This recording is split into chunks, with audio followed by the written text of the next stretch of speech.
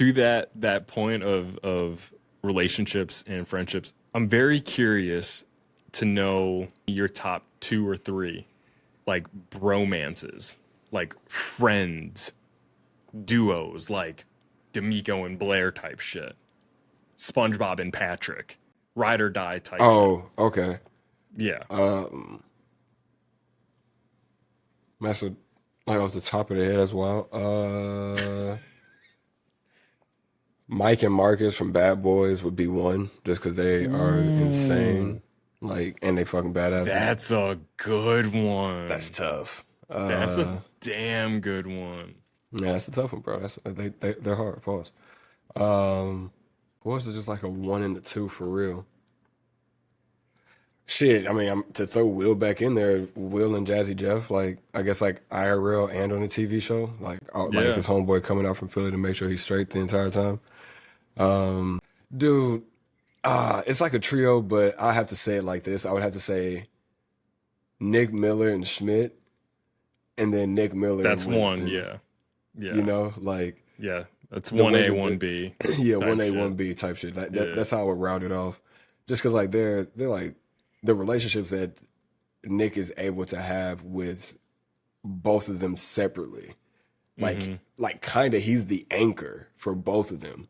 Because I don't Oh, think for sure. They even like do an I think episode like that. Yeah. Yeah. yeah, we're like without Nick, what are we? Hmm. Type shit. Exactly. You know what I'm saying? So I think one of those relationships, that's also like one of the ones that's just like you can't Yeah. really I mean, miss that, that. that obviously, you mean, between the two of us, that would have been top anyway, Yeah, for right? sure. Like, because, I mean, that's the origin story. And like low key, bro, like honestly, like this podcast, yeah, you could have done it with somebody else, or I could have done this idea with somebody else. But like, what are what is my Schmidt without the Nick Miller and vice versa? You know what I'm saying? Like, Yeah. you are my Winston and I am your Nick. Like I'm really Bro, and here. vice You know what I'm versa. saying? Nigga, Yeah, it's all interchangeable. We're just, yeah, bro. it We depends on the play day, different roles really. of those Yeah, characters every it fucking depends day on in the our day. relationships. Yeah, yeah. I Yeah, love so it. I was who was I thinking? Cap and Bucky. I was gonna leave that to you. I I was figured definitely I leaving that to figured you. it was either that or you were gonna give me New Girl. Either I knew I was leaving with something. I was getting Marvel or New Girl. Yeah, Uh I had to. yeah, so I was definitely thinking yeah, Cap and Bucky, and then one that I don't think we've ever talked about on air, but I'm thinking Turk and JD. I see what you're doing. I see what you're doing. Okay. I see what you're doing. You know what? Then I'm gonna throw something else in there. I'm gonna throw in Let's do it. I gotta throw in Sean and fucking what's his name from Psych? I'm blanking out. Psych. Gus. Sean and Gus. My bad. I gotta say that. Got I it. would have to say Sean and Gus then, I because thought, oh my God, I thought you were going, and this is another one. Sean and Corey, Boy Meets World. oh man. Well, I guess Corey now, like if you think about it, like if you watch or listen to the podcast, Corey's an asshole. I guess Yeah, he's I'm not not talking. a Yeah, I'm good talking. friend. We're talking about fictional bros. Yeah, because Fictional bro, Jake, 'cause that yeah, nigga's not a good homie right now. child Period. actors be staying friends for their whole lives. That ain't the headline. That's not it. Nah, bro, it's crazy when you see it like that, right? Nah, fuck it. Yeah. All right, let's start rocking.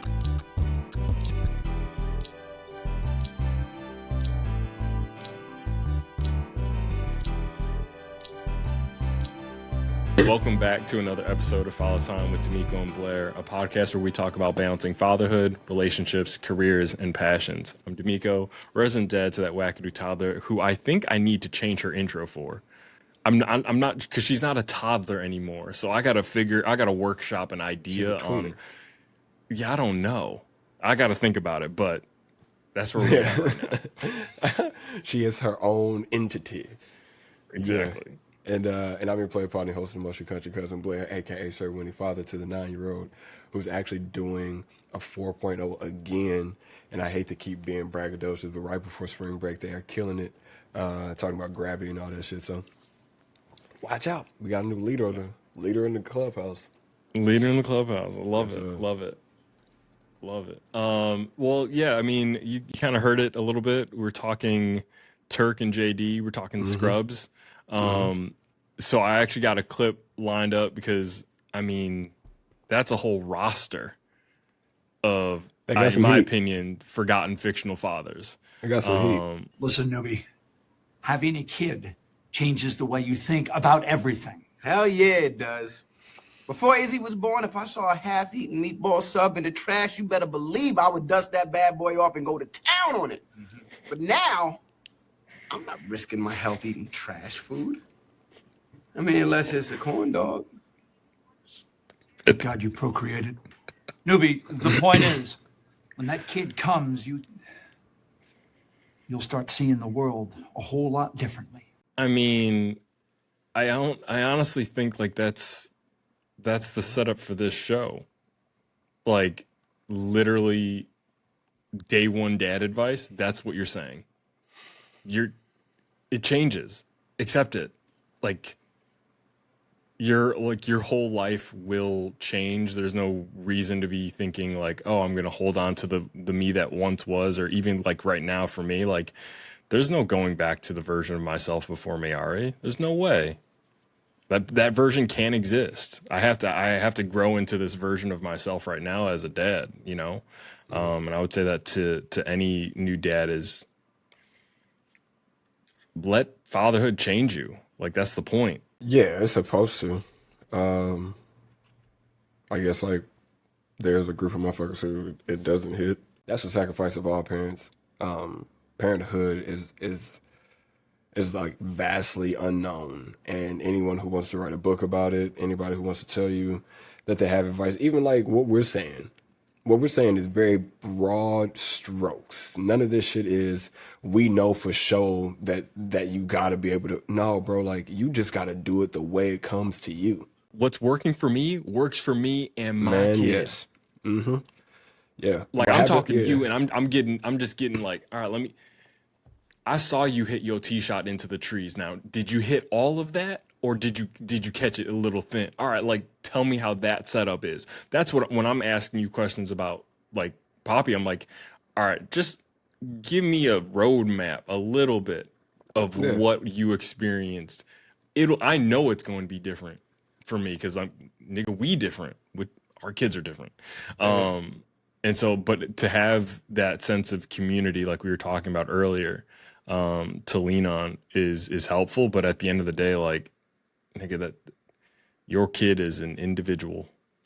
Yeah, and you are individually learning that kid because they're gonna keep changing, and the way that you parent, kind of like what you were talking about the first, I guess, like for like going into the second season as Mayari was growing, and you were like, oh well, you know, had to have a talk, and I need to change how I, you know, date my wife, how I parent this kid, because this kid is different every day.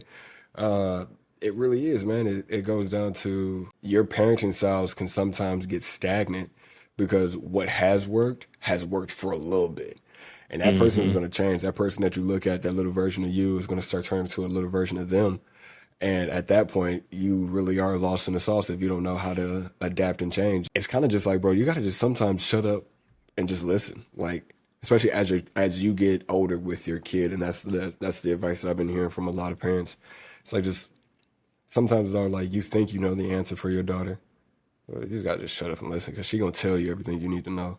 You know Like, your sometimes- answer for your daughter. Like, Yeah, it's, you don't know her answer. Like what she you don't needs know is her completely answer. different than what you need, dog. Like you gotta watch out. Yeah, you gotta watch out. yeah, because I'm making my judgments based on my life experiences as if I were to have lived her life, and that's just not the same. And that's I'm thankful for the like that racial identity journey that I was on, like recognizing that my dad was trying to parent me as a young black man, which is as much as he could parent me on. Yeah. But he was parenting me on his journey. For me, I was like, no, we're different. The same thing for Mayari is like, if this with the like the situation that you gave me, like if I parent her and gave her my response, I'm like, no, that's what would have worked for me, not for my daughter. Like I'm again just a roadmap. Hey, here's an option. This is how I did it. This is how it played out. You make whatever decision you believe makes sense for you. I'm gonna be here regardless. I love you. You're my baby girl. Like, we got this. We'll figure it out after you make the decision.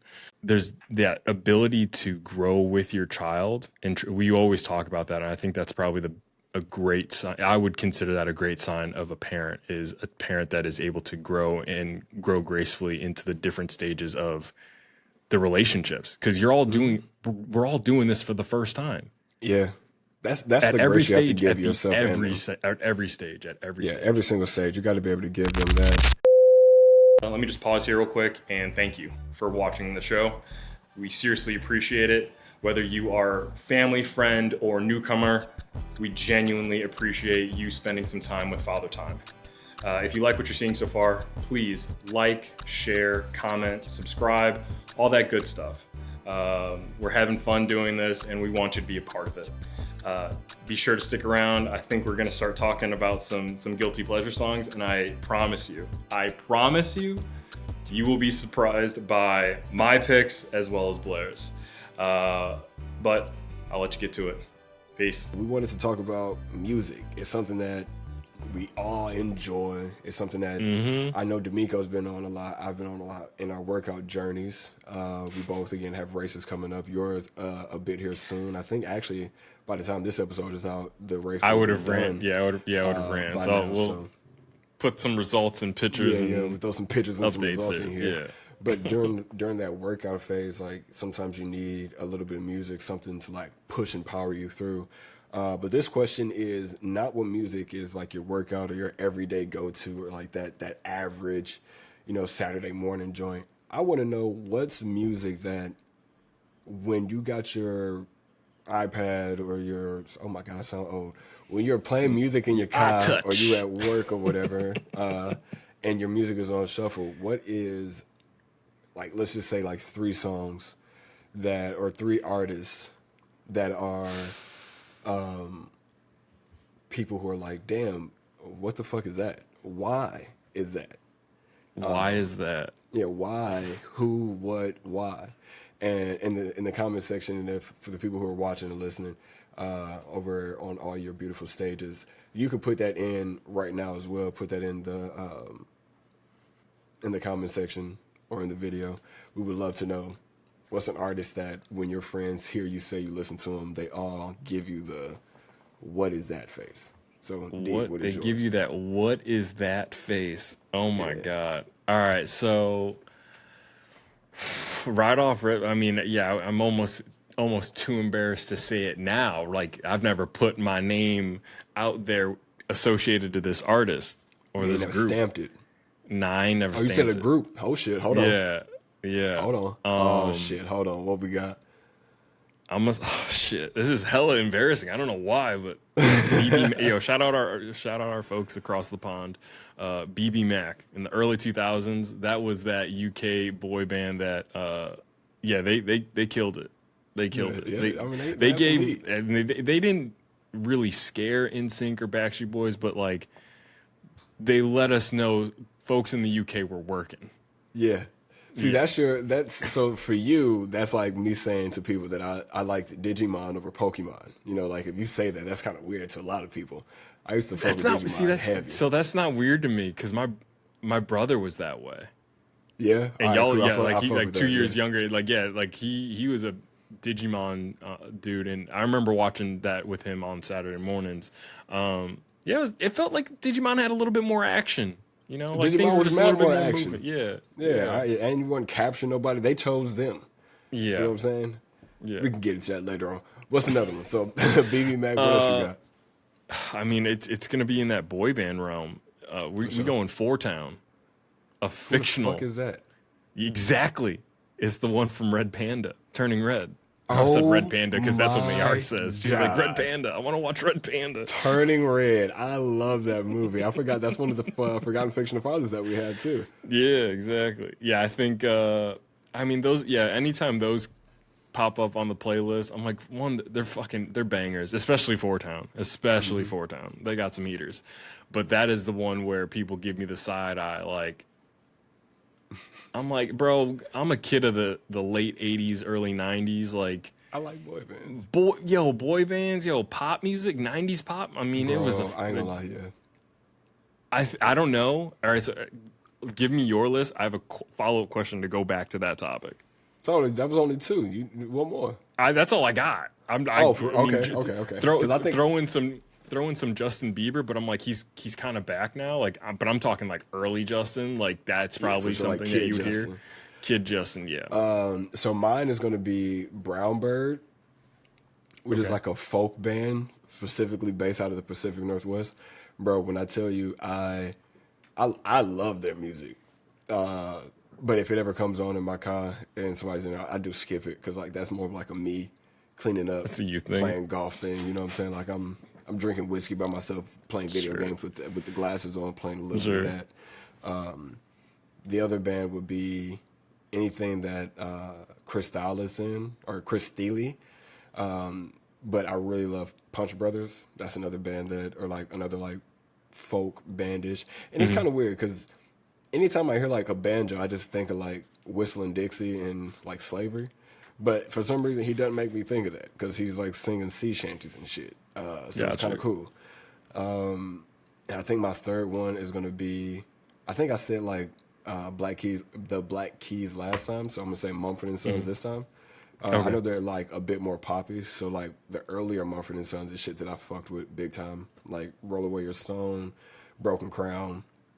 Those are all like bangers to me. The Boxer, their rendition of the Boxer is insanely dope. So I know that just made me sound mad. Didn't they? Not black, but shout out to all my black people out there. I just fuck with that music a little bit. Hell yeah. Didn't they do the theme song for Ted Lasso? Or am I mistaken? I think so. I'm not 100% I feel like sure, I've- but they I feel- might have I've- because they're really close to Jason Sudeikis. Or whatever Yeah, I his feel name like is. I saw their names in like the opening credits or like the first parts of the ending credits. Yeah. They're really close. Like the Jason and a few other guys were actually in one of the videos for Mumford and Sons. They played each one of the actual bands. Gotcha. So it was kind of cool. Got you. All right. So my follow up question: we were talking about like late '80s, early '90s, that '90s pop. Let's throw in R&B.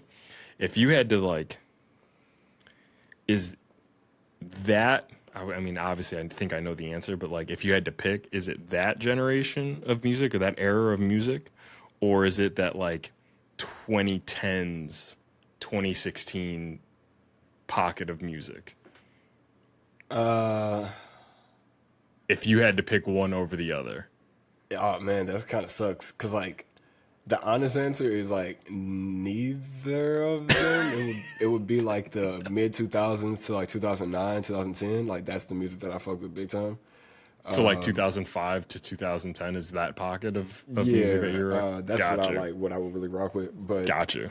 there's so many like bangers that came out like artist wise in that like newer era that you were speaking about. So like Yeah. Big Crit is one of my favorite artists of all time. Wiz You Khalifa did say came that. out, Yeah, Mac yeah. Miller, guys like that. Like so, I would have to pick the newer music just because like I get to bang out to Crit. The my sub series is just it's too elite. Got you. That's fair. That's fair. Nah, yeah, I think it'd be Yeah, tough. real quick, if y'all haven't listened to that, bro, like go peep my sub 1 through I think it's 5 now. Like all, from my sub to part 2 to the Jack in part 3, part 4 Return of the Bass, part 5 is Ballad of the Bass. Like you need all that. Go get He all said that. you need bro. all of that. And especially if you got anything in your car that's like 210s, 110, 215s, like if you got some Quakers in your car, you gonna really fit, boy. I'm telling you. I'll pull up in an apartment slow.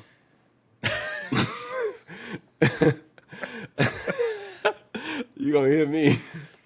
You think I spent money on these speakers for nothing?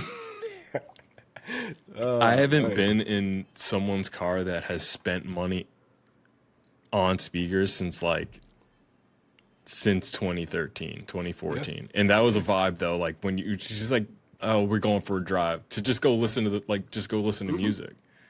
No, What a I do vibe. that with Shorty. I do that with with kid, bro. Like Yeah. she was like, I wanna like anytime we give her the option, like, do you want to drive in Alma's car or Daddy's car? She's like, Daddy's car. Yeah. And I'll try to turn the speaker down because the speakers are like right by her. I was just in the back.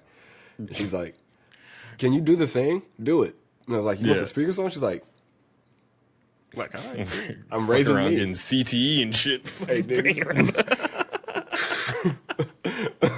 it's so bad back there, dog. I said in the That's backseat funny. before with the music playing. It's not good. It's not good for you. That's funny. Yeah, I think for me it would be that 90s wave, late 80s, just because I mean it just covers all the bases for me. You throw in the boy bands, you throw in the OG boy bands, you got New Edition, Boyz II Men, like that shit. But then I'm also hearing songs that like I had no business hearing nor singing the way that I sang. Like shout out Next, Too Close, nigga. I remember that came out when like we had field trips and birthday parties at rinks, and like it was like dog. couples skate, like it was like that was the move, like Bro, do you remember high school skate night? Come on, bro. They used to have this roller rink in Nashville called the Rivergate Skate Center. Dog, that was where I got, my mama probably listening, my bad. That's where I got my first little grip of ass. I was grabbing ass and that bitch like, yeah, shorty was like, she liked me. And like, nigga, I had bad teeth and I was short and ugly. I was like, oh, what? You like me, nigga? nigga said Just a first little grab bitty Blair, ass. dude, just grabbing ass in there. I couldn't So skate for shit either. Oh my god! But I got hella like, good at skating. So find me on the obviously. rinks. I'm out there moving, grooving, vibing, and sliding. You feel me? Yeah, like songs like that, or like I had no business singing with all my heart. Tony Braxton, Unbreak My Heart. I had no business to feel Nigga, heartbreak. as soon as you said that, I felt the heartbreak from being 5. Nigga, I was singing that shit. Say you love me again. Facts. What?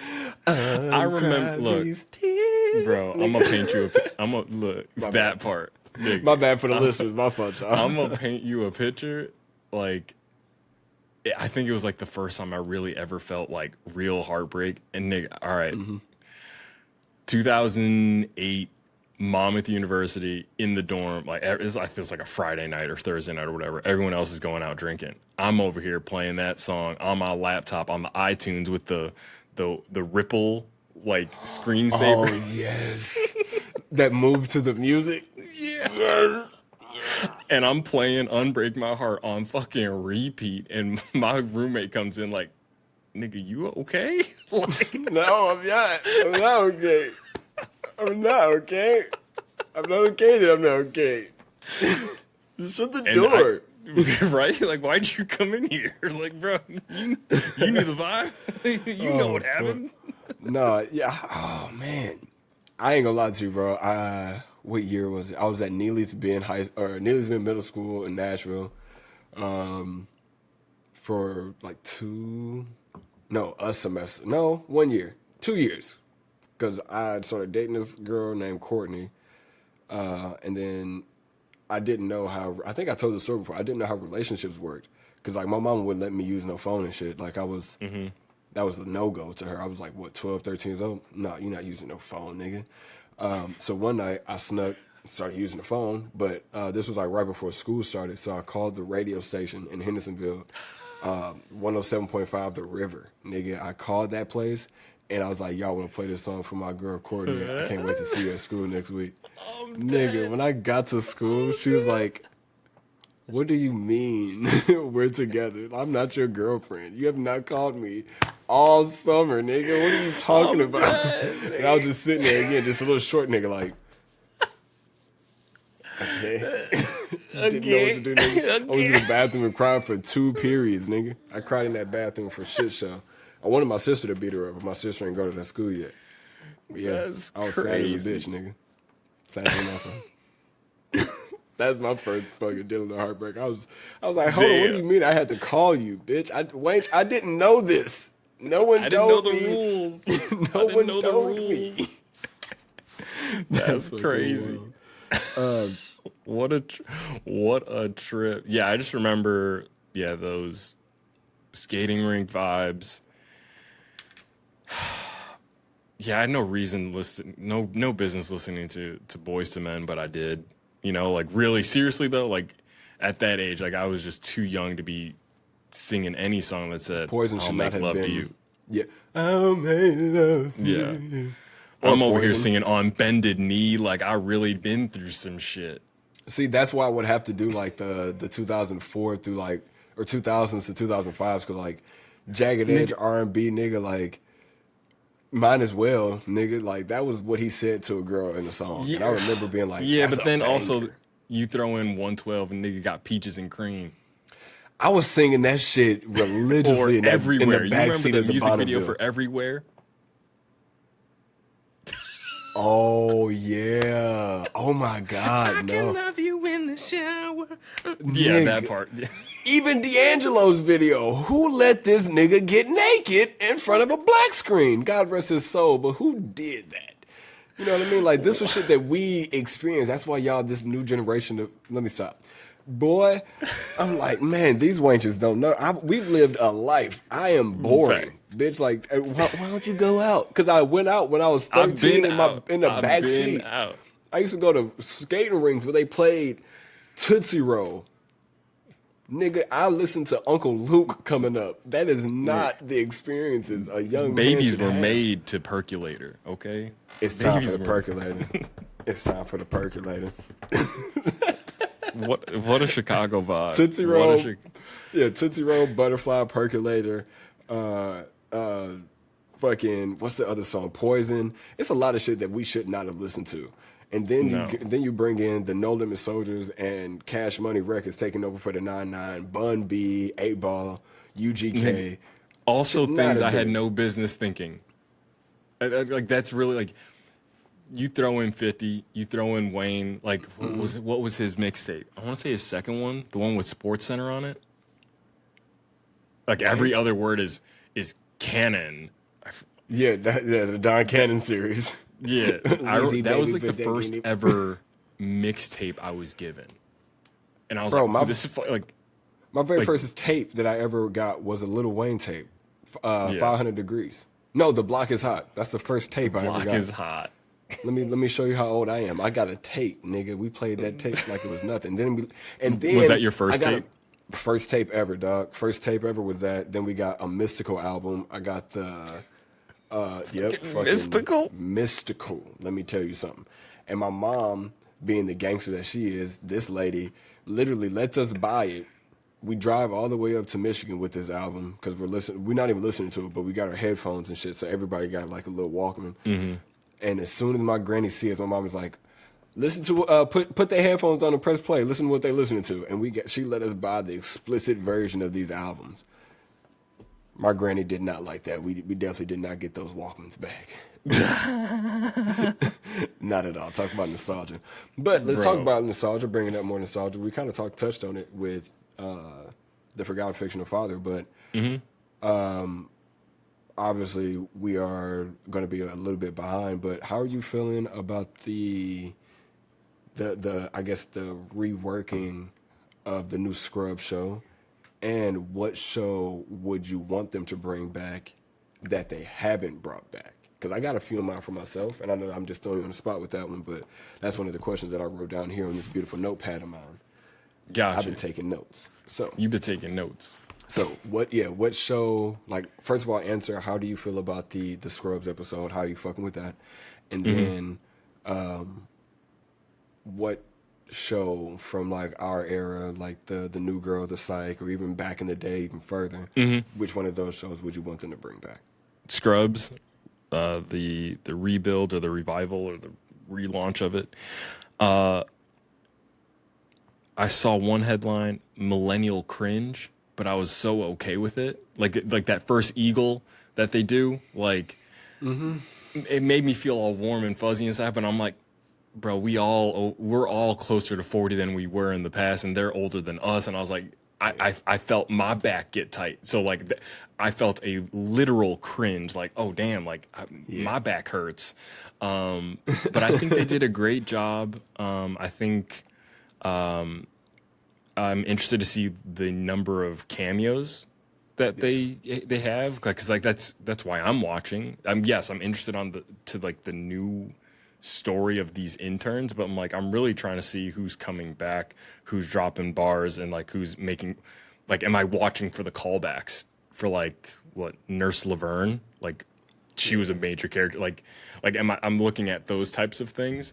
But I did like that scene when Turk kind of Broke was down to real with JD. JD, like, yo, Yeah. hey, like, You I'm left, good. nigga. Like, yeah, I like, had to find out how to and do I, this by myself as a friend, bro. Like, it's hard being a doctor.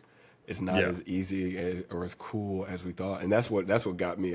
That's the part of the episode where I was like, not only is it okay for people to hate on it because like maybe to you it is millennial cringe, or maybe to you it's not something that was like, oh yeah, but to me, as somebody who watched the show going into my adulthood and wondering the same things that JD was wondering when it came to relationships, or even being Turk in certain situations or friendship groups where it's like, I am the super cool guy, but most of that shit is coming from like insecurities.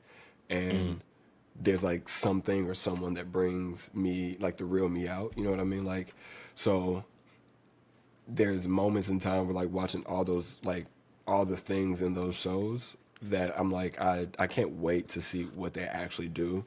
And hopefully people don't shit on it as much as they are currently, and they give the show a shot, because like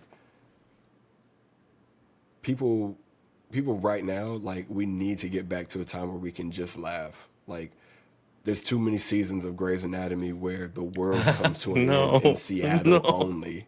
You know what I mean? Like, so many times has a helicopter crash landed on the space Grey's needle Anatomy. upside I down, can't. so they're spinning in the opposite direction, so they're Right. creating a vortex force that's going to stop the Right. world if Meredith Grey doesn't get there to do something about it. Like, what the fuck is this Not Superwoman Meredith. doing? You know what I mean? Bro, like, for real though, like, it's too many, like, it's legit the same exact concepts for all the Fox TV shows.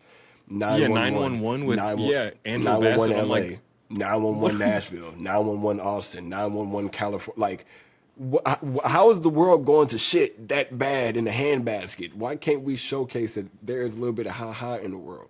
Like, why do you have to have a paid paid subscription to 15 different platforms that are $15 or more in order for you to find joy? Like, these shows should be on Peacock. Peacock needs to bring back every fucking show that we fell in love with, that they actually had hit, because like, that's the happy, funny that people need. I believe we are owed that as a nation. We are owed more Scary Movie 6s. And that is something that I cannot wait to see. For sure. Oh my For God. sure. Yeah. My bad. Sorry. No. You hit the nail right in the head. But let me hear your thoughts on it. So besides just like watching how they're doing a few callbacks, I think that their ability to kind of show us the newer interns, and the ability for them to like not just make the new interns carbon copies of JD and Turk and them, right? Like, so these guys have their own personality, they have their own gripes that they're going through. Now, yeah, there are some like clinging to mentorship and stuff like that, but that's also in every other show that's about doctorhood, about trying to become a doctor. But to see how everybody's lives have evolved, but because they're back at the place at Sacred Heart, the place that made them, I think that it brings me joy to watch it. And that's why I prompted the question the way I did with what other shows would you want to see, because I would love to see Girlfriends again. I would love to see a show like Moesha again. I would love to see, and yes, there's going to be a lot of black shows real quick. I would love to see a Wayans Brothers actually get a revival season, and then actually have a proper send-off. Like, let them do a season finale or series finale. I know Psych has been back a lot. Bring back Psych one more time. Bring back Community, please, because that was my shit. Fucking loved Community.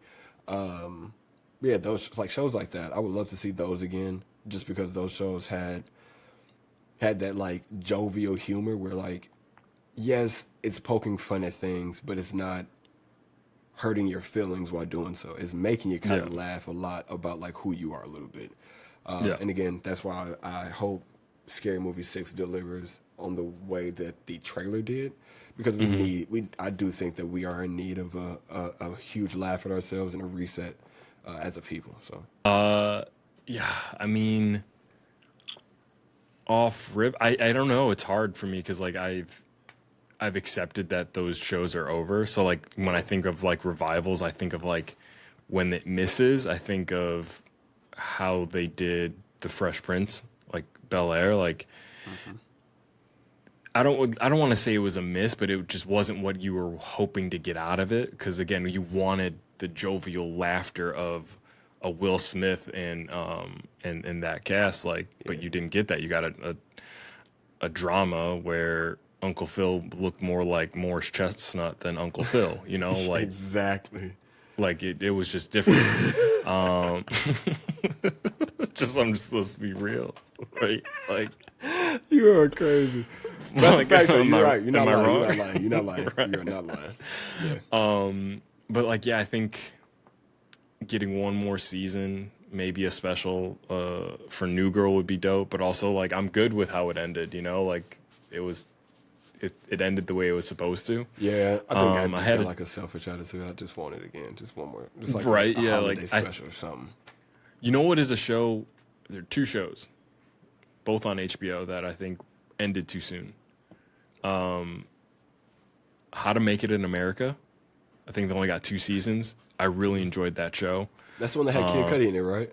Exactly. Yeah. Yeah. And old dude was making a pair of jeans, and essentially creating a clothing line. I really enjoyed that. And then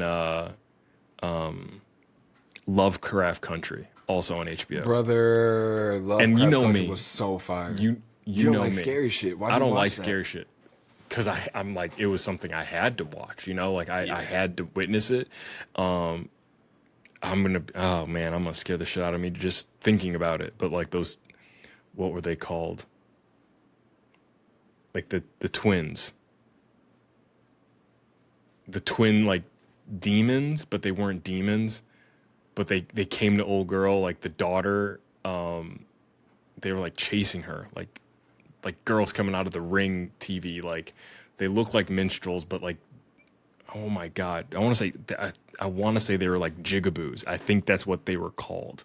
Yeah, okay. I think I remember what you're talking about. But like, they were terrifying. They were terrifying. There was a scene of her going like up the L, like the stair, like a thin stairway, narrow yeah, staircase, yeah. and like, yeah, very much like walking on like, oh man, oh my god, terrifying. Stop freaking But that yourself show, man, that show was so good. Why? I don't remember why. I think this was like